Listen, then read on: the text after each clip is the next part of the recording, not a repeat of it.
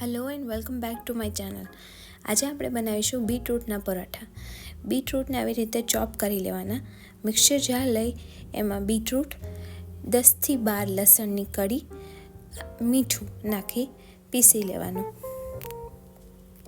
આવી રીતે fine paste પીસવાની છે.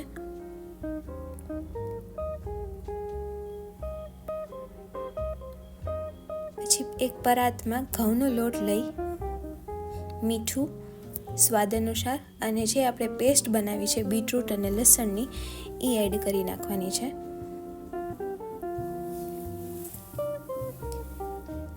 થોડું મોણ માટે તેલ નાખીશું અને બીટરૂટના પેસ્ટની મદદથી આપણે લોટ બાંધી દઈશું.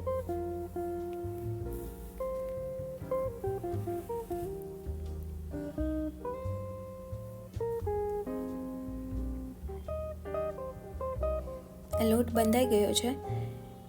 હાર્ડ લોટ નથી રાખવાનો, રોટલી જેવો સોફ્ટ લોટ રાખવાનો છે.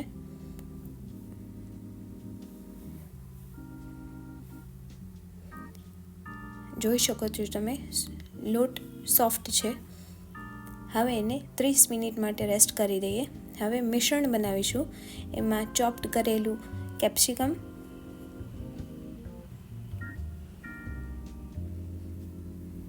chopped onions,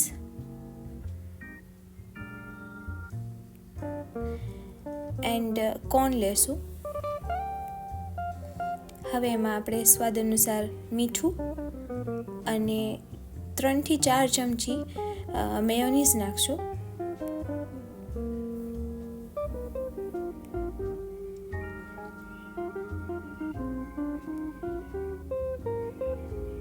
હવે એમાં આપણે ચીલી ફ્લેક્સ એડ કરશું 1 tablespoon and pizza seasoning and oregano mix કરીને એડ કરશું 1 ટેબલસ્પૂન જેટલું. હવે એને સરખી રીતે મિશ્રણને મિક્સ કરી લઈએ. હવે આપણો લોટ તૈયાર થઈ ગયો છે. હવે એમાંથી લુવા વાળી લઈએ.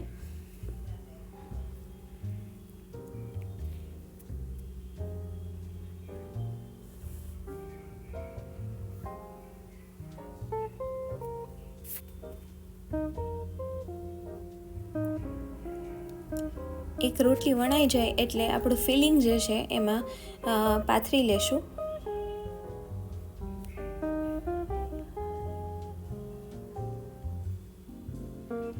હવે બીજી રોટલીની મદદથી કવર અપ કરી લેશું. હવે એને બધી બાજુથી પેક કરી દેશું.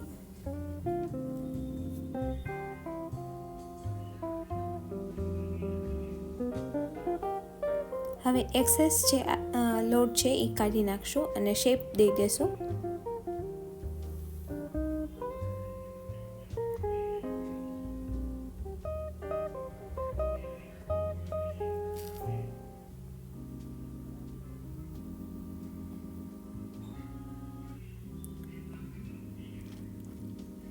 પ્રોપર શેપ આવી ગયો છે. હવે એને થોડું પ્રેસ કરી કોર્નર્સમાં અને આપણે એને શેકી નાખશું.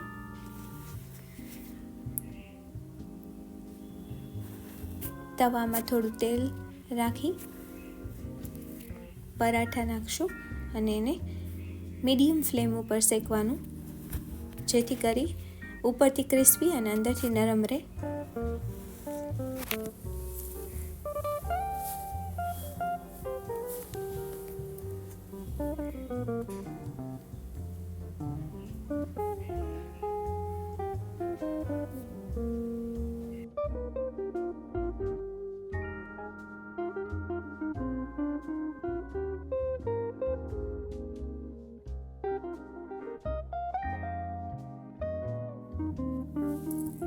હવે તમે જોઈ શકો છો પ્રોપરલી શેકાઈ ગયું છે.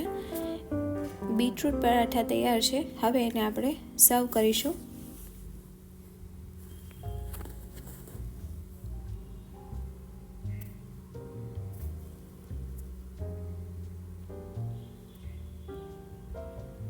તમે જોઈ શકો છો ક્રીમી ફિલિંગ લાગે છે અને ઉપરથી ક્રિસ્પીનેસ છે પરાઠામાં. આ આપણા બીટરૂટ પરાઠા રેડી છે. તમે પણ ઘરે ટ્રાય કરો. અને let me no in comment section કે તમને આ રેસીપી કેવી લાગી. Thank you.